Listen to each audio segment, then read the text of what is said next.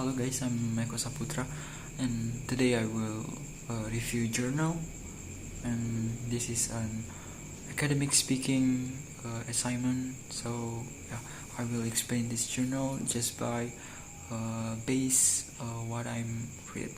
Okay. And the title of this journal is Exploring University Students' Willingness to Communicate and Unwillingness to Communicate in English Foreign Language. Before we started, I just make a summary of this journal, so maybe I can read from this and I explain this to you all guys. If we look at the abstract of this journal, it's contained research conducted to determine the red lines and unpreparedness of students to communicate in English foreign language.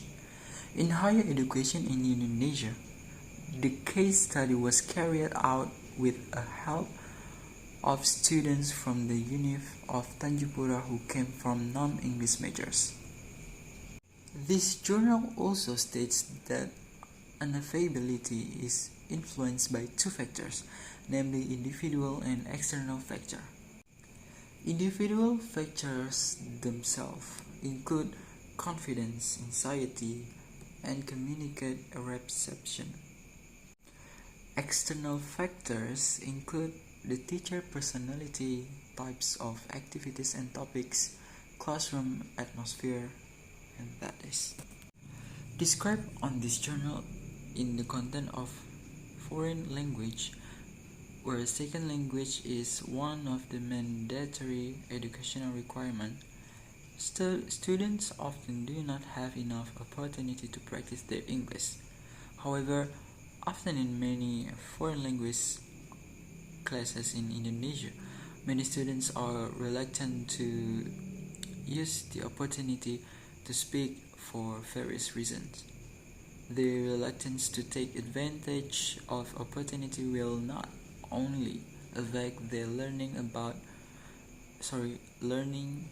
in the long run will provide the development of their communicative abilities. And this journal also explains about individual variables that influence a person's decision to communicate, namely WTC, willingness to communicate. The concept of WTC in second language education was first introduced by McIntyre et al. 1998. They proposed a pyramid illustrating the linguistic and psychological elements that contribute to emergence of WTC in second language and demonstrated the complexity behind the decision to practice in communication. Figure 1. The pyramid can be shown in the following figure. You can check the pyramid right there. Okay. These journals mention that the results of the calculation of observation carried out by the journal author show that 15 first-year students aged 17 and 20 years were invited to take part in interviews. They represent students with high WTC and low WTC in the class. However, after giving them time to consider whether they want to practice or not, there were only 10 students who agreed to voluntarily contribute to the study.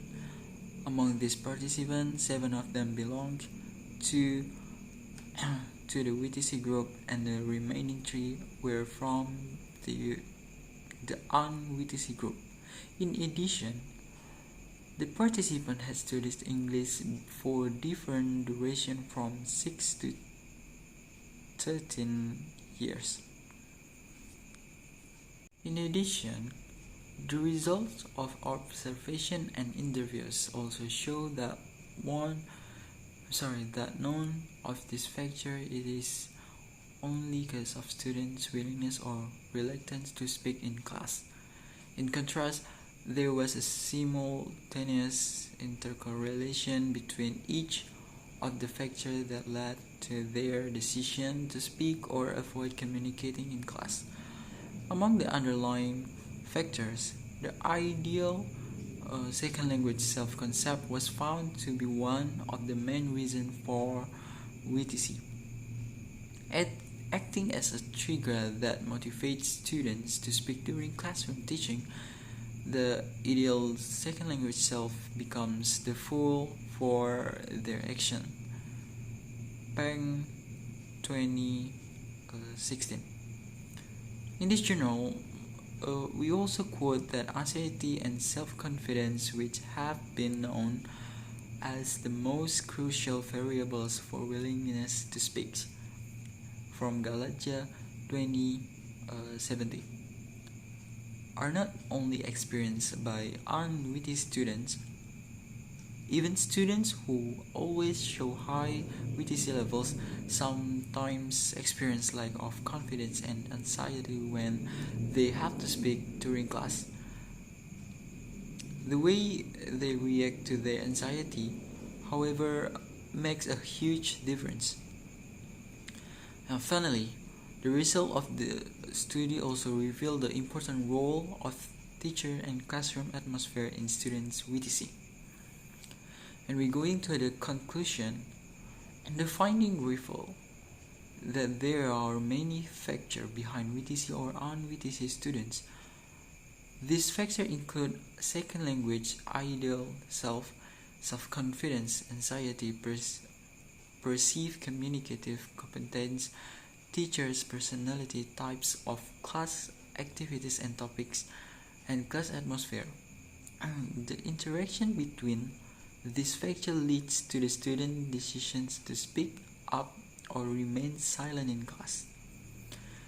In this journal, it is stated that an encouragement from the teacher is needed to build students' self-confidence, especially for students who have low self-confidence and constantly think of themselves as incompetent language learners. In addition, teachers need to consider students' preference in creating class activities or selecting topics for their lessons. Furthermore, teachers need to reward their students' courage to take part in activities by actually listening to ideas rather than focusing solely on the correctness or accuracy of their grammar. Furthermore, teachers can provide feedback on students' speaking skills and ideas, but to ensure that this response can help students produce the desired results, teachers should strive to foster and maintain good relationship with their students.